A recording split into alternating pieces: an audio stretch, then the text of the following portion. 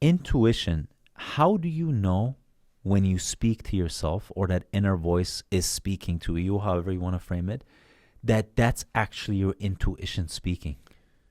I think you just touched on something just by the way that you asked that question. You said, listen to your intuition rather than find it, rather than reveal it, rather than discover it. Listen. That's where you get the answer. Wisdom comes from listening. And the prerequisite for that is silence. You got to go to the place. You got to go to the place on the hill. Well, I was talking to my friend the other day. He's a plastic surgeon, and he was talking about autistic children and how they, at a young age, can pick up on things, and they have some almost psychic way of communicating with each other, and they're doing a lot of tests and research on this at the moment because autistic children have some sense of things.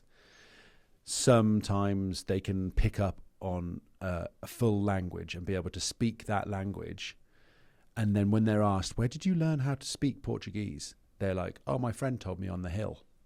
The hill being some place that they're able to go to or access in order to get some information or be open or have access to some information. But perhaps that is their ability to go to the place of quiet. I mean, I'm using an analogy there to understand what that means, but if you're open enough and you're able to concentrate and take the essence from a certain feeling or sense of a place that you go to in order to get information from that place or some person that you communicate to there in this kind of realm, maybe that's what in the brain is happening with some sort of an autism level, like whatever that is, the spectrum, wherever you're placed on it. If you have the ability to kind of focus in on that frequency, that just fascinated me.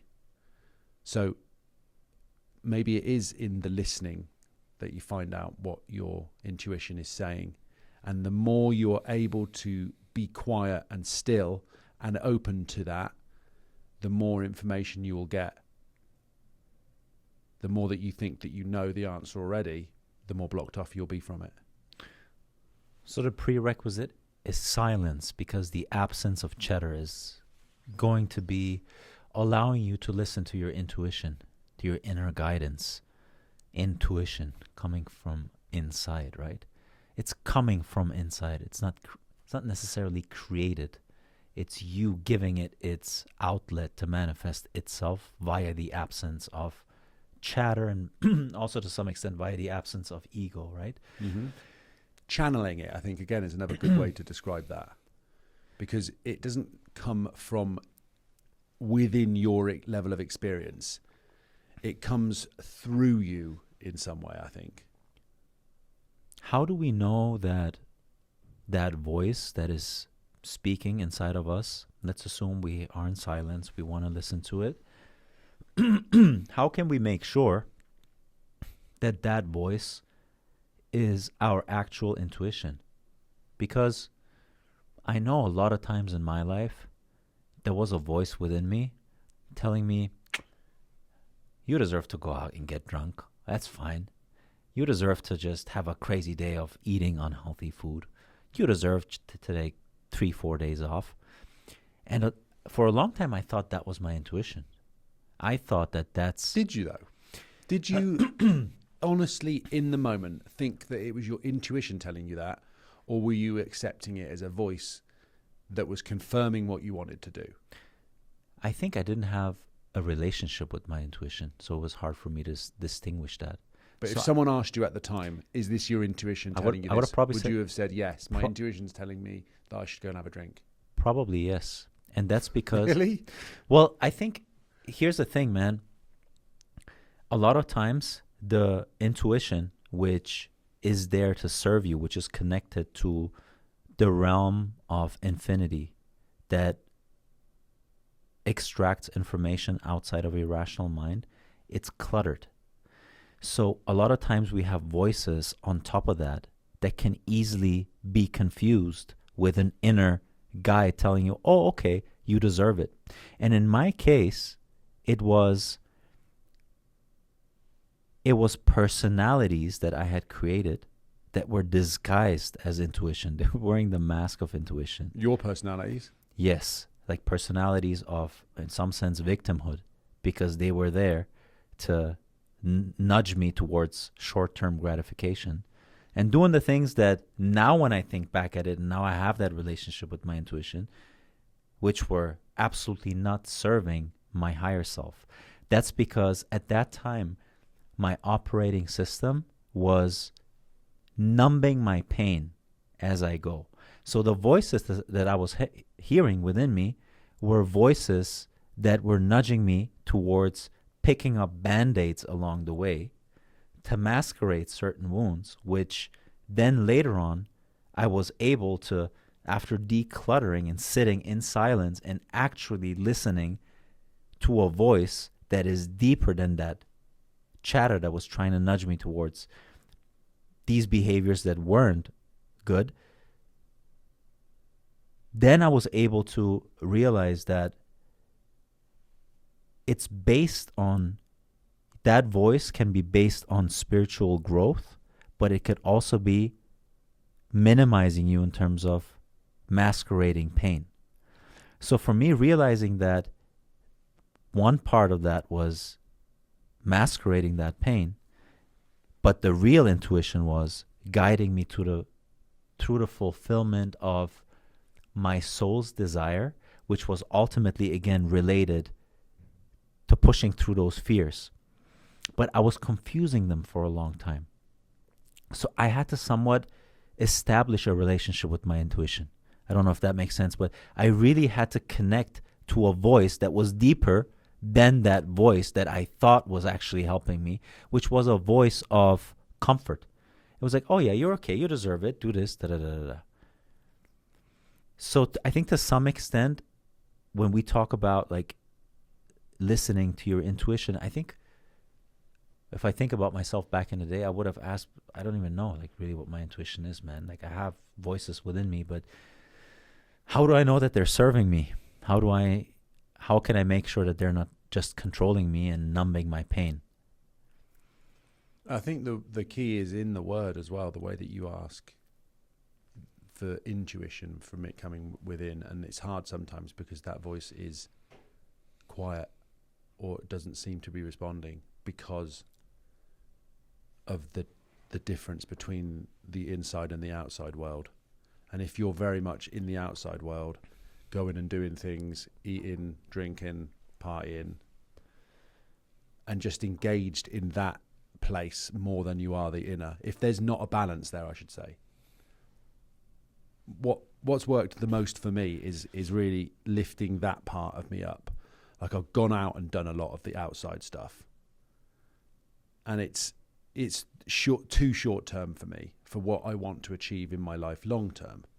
As a single guy wanting a family, to build that is going to take a bit more of placing myself and the energy of who I am at a higher frequency than just going out all the time.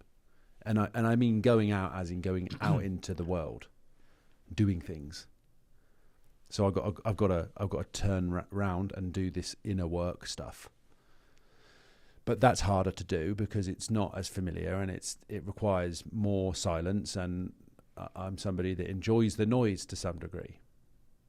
But it is short term. Like I know that. Intuition, like the schooling from the inside versus outtuition. Mm-hmm. There's not very much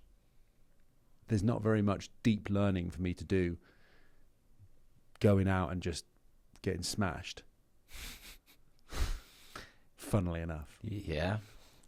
I think I realized that what I confused as intuition for a long time was a persona that I had created that I was able to hide behind in order to not sit in silence and not sit and listen to that uncomfortable voice sometimes.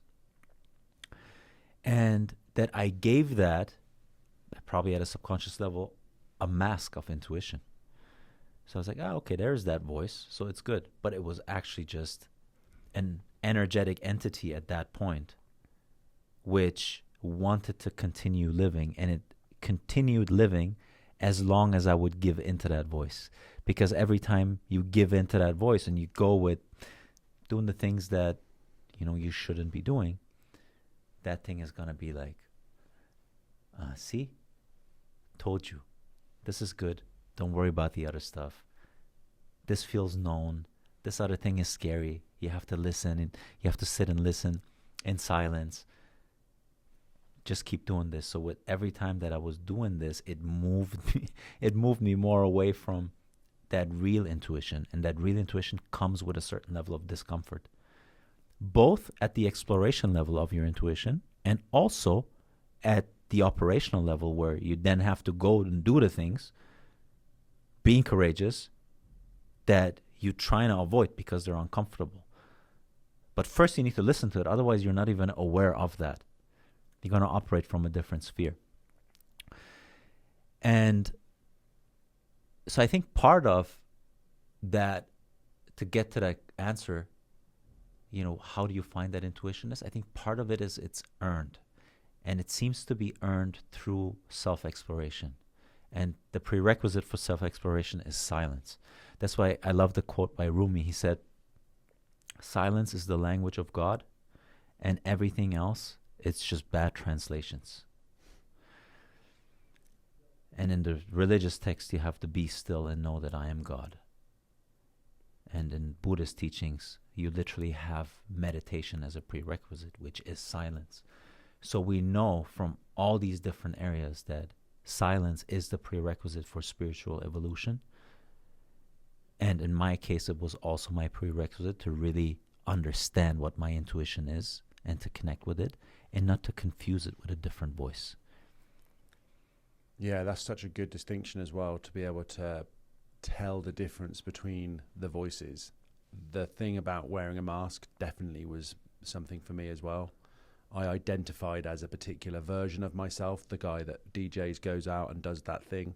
So therefore, everything that I drew into my life at that point matched exactly that frequency and version of myself. Meaning I was constantly in the club. I was representing myself as that version of me, and therefore being that version with all of the stigma attached. That then led into my relationships at the time. It led into how I interacted with them, until I removed that mask and decided, hey, wait a second, there's more to you than that. And you wish to be more, so you have to take this mask off now. And yeah, everything you just said was so poignant, to be honest. It really struck me. I noticed that about myself. I know that I've been that way. And I think that it's interesting to keep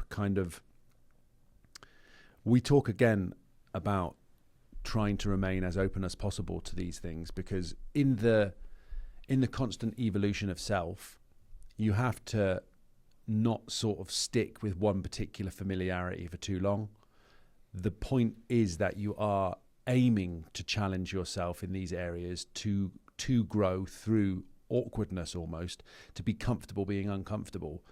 So you have to be prepared to constantly tear that muscle in order for it to build. And then you have to redirect your focus into the areas that you do wish to improve in, which means that you have to face the things that you don't want to do constantly in order to keep growing and moving and evolving through those things. Because what is evolution? It's our adaptability. So in order to become new adaptations of ourselves, we have to basically keep upgrading our GPT.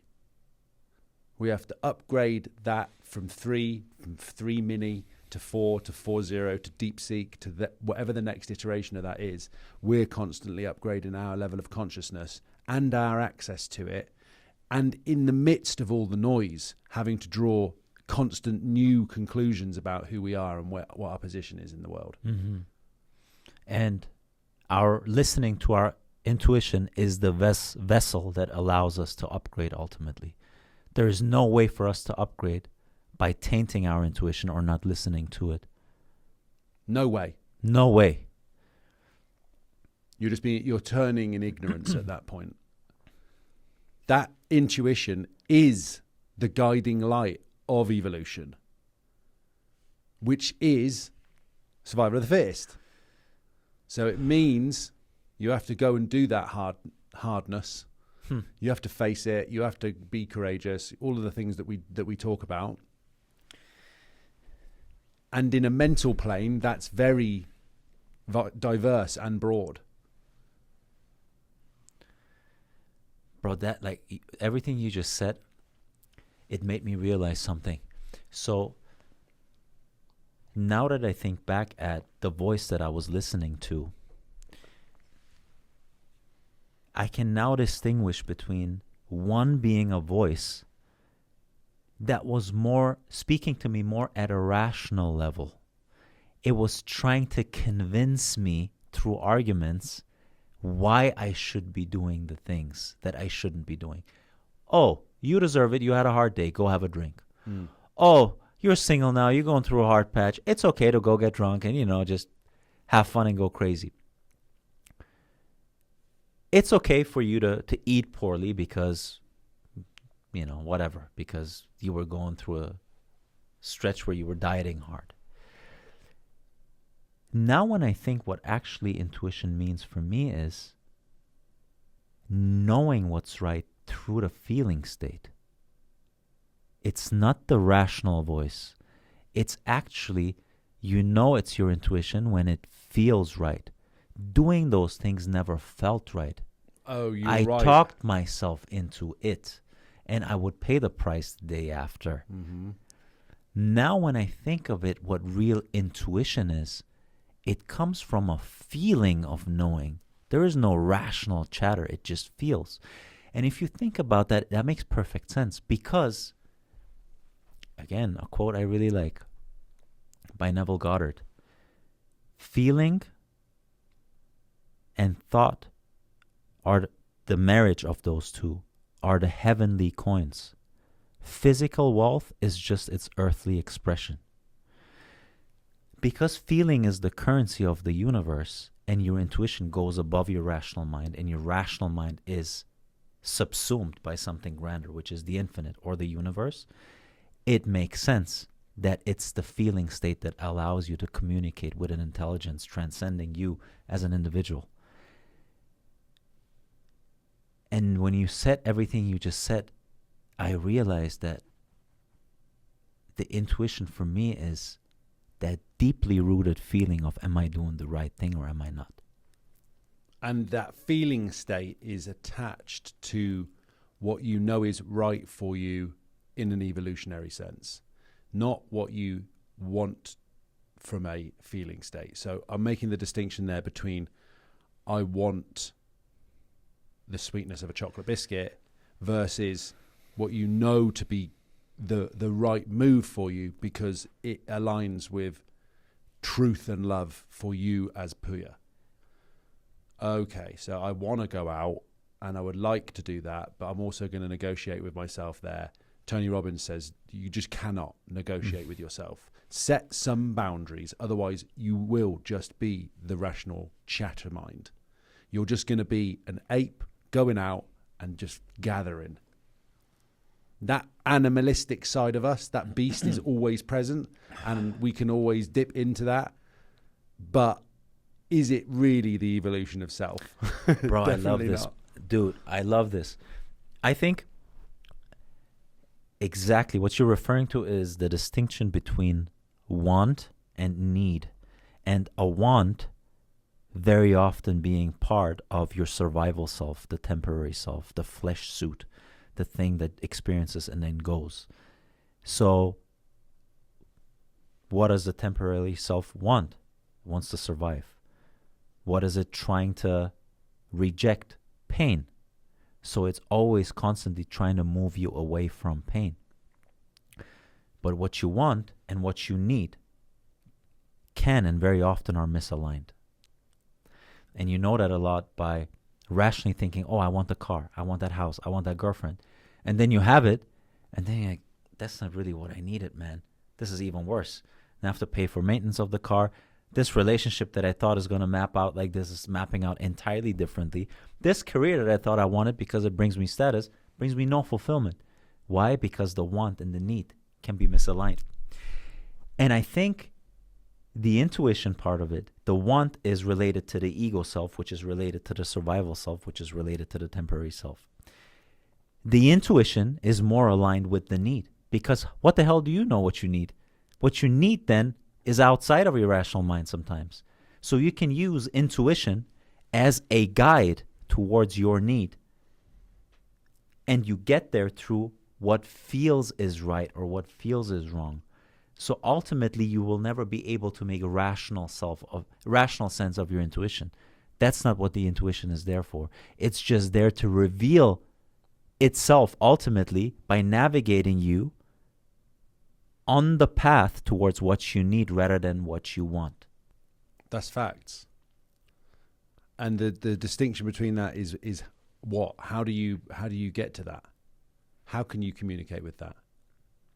Because I understand what you're saying, and I think I'm following, because there is an innate sense of what's right for us. How do you find that then, when you could quite easily question, am I just negotiating with myself now because this is what I've decided I want, and I'm going to find the reason for me to be able to follow that.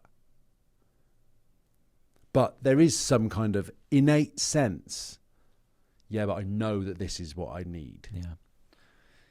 I think part of it is how honest are you willing to be with yourself? Mm.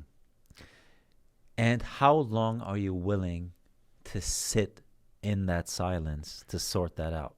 How long are you willing to sit without the gratification? Exactly. Because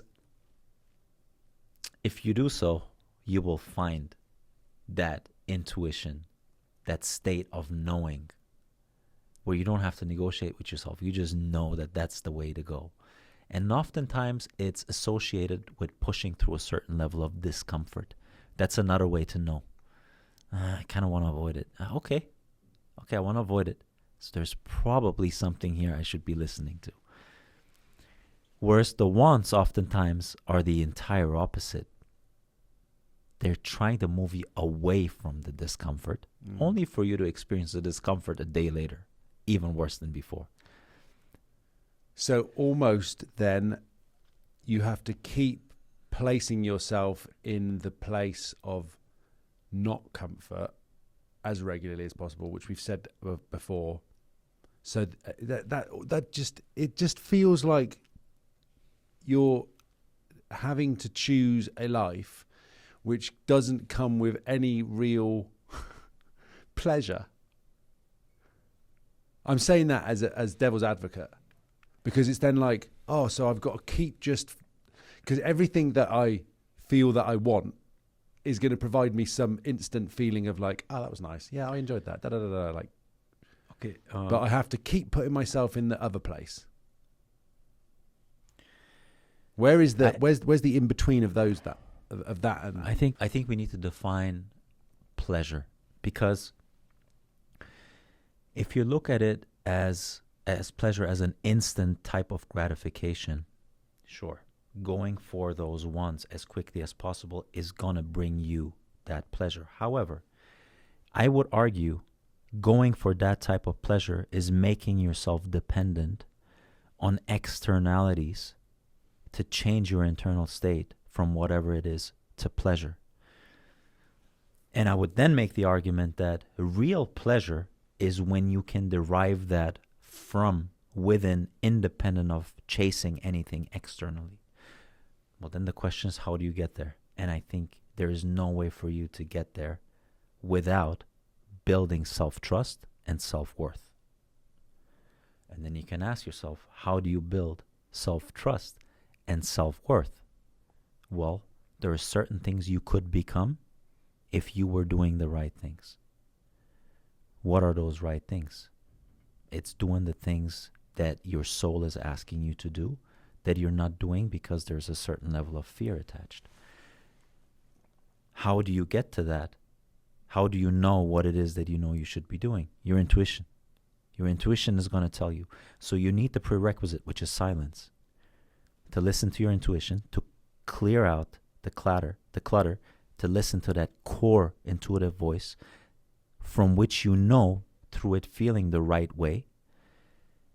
And then it's not enough to just listen to that voice, because you can get to the voice where you know what you should be doing and still not do it. Then you need a certain level of courage to do it, because there's going to be a certain level of discomfort associated with it. And then by doing so, you will find a certain level of confidence, self-trust, and self-worth that you will never be able to acquire externally. You only acquire that through the process of becoming. And I would argue that that in itself, that adventure in itself, is a real pleasure. The other thing is short-term gratification. So it comes down to, how do you define pleasure? Once you're on that path, and we spoke about this in the earlier episode, that's a real drug, man. That's real pleasure for me. To now get up and figure out with you, bro, how do we blow this up? What do we do next? You know, who do we hire? How do we go about this? How do we structure this? Like, that in itself is so much pleasure. I can't even compare it to getting drunk. We're talking about freaking Champions League, and we're talking about Sunday Football League. It's like two absolutely different levels. And one is derived through an internal process, which starts with listening to your intuition, and from there taking the necessary steps in order to move closer to what your intuition is telling you to move close to. And the other thing is, it's a borrowing of pleasure, which ultimately is not going to be very joyful. In the middle of that, I was thinking about the Marshmallow test, where they give kids a marshmallow, and then there's two, but you can have two, but you got to wait. Or what is it exactly? Exactly. So I think the test was, if I remember correctly, they were given kids the opportunity to eat one marshmallow now, short-term gratification, versus giving them two marshmallows maybe the day after. And then they mapped different types of variables to whether you go for short-term gratification or whether you're able to delay gratification for a grander gratification in the future. And they've done that specifically with socioeconomic status. So your socioeconomic status is very much predictive of whether you go for short-term gratification versus long-term gratification. And the more you come from a socioeconomically disadvantaged background, like let's say the less your parents made, the more you grew up in poverty, the more likely you take whatever you can get right now. The more you grow up in an environment of wealth and where your parents are educated, the more likely you are to delay that. And part of it from an evolutionary standpoint was a survival mechanism. If you are born in an environment that has a lot of trouble and uncertainty, you don't know subconsciously how long you can keep going. So you will take whatever you can take right now. And so you're much more likely to give into that short-term gratification. And the other way around, when you have a safety net, when you're born in an environment where you don't necessarily have to think of survival too much, the more then you can actually think it through and abstract it through and delay gratification. And that was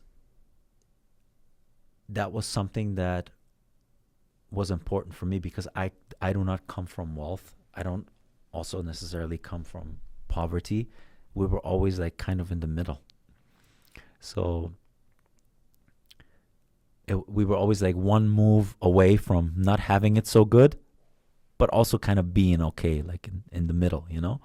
So I was kind of risk averse, when you want to say so. Like I would always weigh the things. Oh, should I be doing this? I'm just one move away from going down. Let me just be in the safe zone. And in order for you to listen to your intuition and move towards your desires, there is an exploratory element in there. And that exploratory element inherently is risk taking. So when you go out and you stick your head out for something that you want to become, independent of the judgment that other people can give you, for example, in our case, like speaking publicly, that's risk. So you have to be risk taking in order to get there. And for me, that was a huge hurdle in my life, was to realize that I'm actually very risk averse, and that risk aversion in itself is limiting how far I can go. Because the hero's journey in its essence, where you can become the grandest version of self, is exploratory. Exploration means putting yourself in states of the unknown. The unknown in itself is entirely risk, but it's also entirely potential. That resonated so hard with me that you were basically inside of me while you were saying it. Man, a brooder took me from behind. Bro, we're inside of each other. Man, a brooder. I had my eyes closed at points during that because I was just like, this is me. Same, dude. I realized that I have this kind of limited viewpoint through things that I grew up with and how my parents are and how, again, I don't come from wealth. It's not like we were super poor either, but things were like we were rationed to a certain degree. My parents went through the war. Like, that's the way that they think about things. My mum still is that way. And it's led me to be risk averse too. Like, I do things that I think give me the best potential option, but I also then cut myself off from the realm of the potential of the bigger things. And my partner I work with now keeps telling me, risk it all. Like, he wants me to go out there and try it, just throw it out there, give it a shot. And it's in those places where I'm like, but this, but that, but that's me closing back into the familiar. Yeah, that's me wanting to be in the safe area where I'm like, no, but we can just go back to this. Like, I know what this feels like. I'm comfortable here. Yeah, but you stay there then. You stay there. Yeah, exactly. That's why. It's because of that fear. It's like, what if that happens though? I need to have some safety net. So I can't go all out. I can go out 85%. Yeah. Then you negotiate those last 15% with yourself. But, excuse me, any spiritual text will tell you, as long as you have doubt, you have fear. And as long you have that fear, you will never be able to enter the kingdom of heaven. Or I'm like one of them little things that pops their head out and then gets whack-a-moled back down again. The point is that we go like this and we loud and proud it. And go, this is what I'm going to do now. I'm going to stick my head out from the game, and I'm not going to put it back down again in fear. I'm going to be proud of what that represents and what that can then turn into. And that takes courage and also perseverance, because then you've got to stay with your head out of the crowd. So really, religious faith in that sense then is putting all of your eggs in that basket. All of them. Because there is risk financially when you want to fulfill your desires. There is risk, a lot of risk mentally. It's like you're facing all of your dragons as part of that journey. There is risk societally. How am I going to be judged? Big one. This rips. This is my favorite podcast we've ever done. I think because it brings it together. Because we are exploring ourselves as we go, right? Yeah, like we need to live up to that. You actually helped me do this version of myself too, by the way.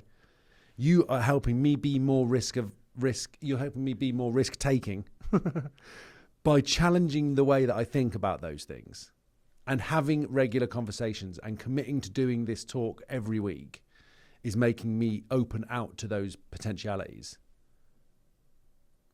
I got to say thank you to you for that. And thank you, vice versa. I appreciate that, and vice versa, because I wouldn't be talking in front of a camera if it wasn't for you. That's my way of facing my fear. To some degree, I think we all have that. But then you have so many other fears attached to that, including the financial risks. If you think about going all in about something, and if you go with the religious text, and if you go with, we're not made in the image of fear, but in the image of love. So what does that mean? That means we have to put all of the eggs in one basket. If there is a calling within you, then you relying on your faith and your relationship with the transcendental is that extra 10 or 15% that you would be holding back otherwise. It's that knowing, that deeply rooted intuition within you that you will be okay. Leaning into that makes the difference between the one that prays by the word or the one that prays with the heart and feels it. And ultimately, that makes the difference between the one that lives in the state of potential, always and forever, and dies like that, and the one that actually tapped into his potential or her potential, and by doing so created their own reality based on their soul's desires.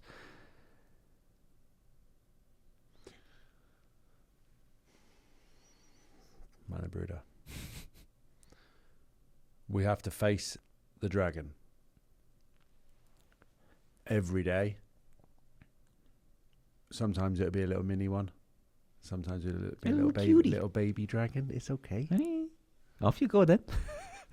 Sometimes it'll be a massive one. When God decided that David would be a king, he did not give him a crown. He gave him Goliath. We've got to slay it. So it's an earned crown. Yep. Through Goliath. Through the monster you're afraid of the most. That little bit of doubt, that's the greatest monster, man. And we should be thankful for seeing the doubt. And we should welcome it and say, let's go. Cheers, bro. Mana Bruder. Prost. Prost.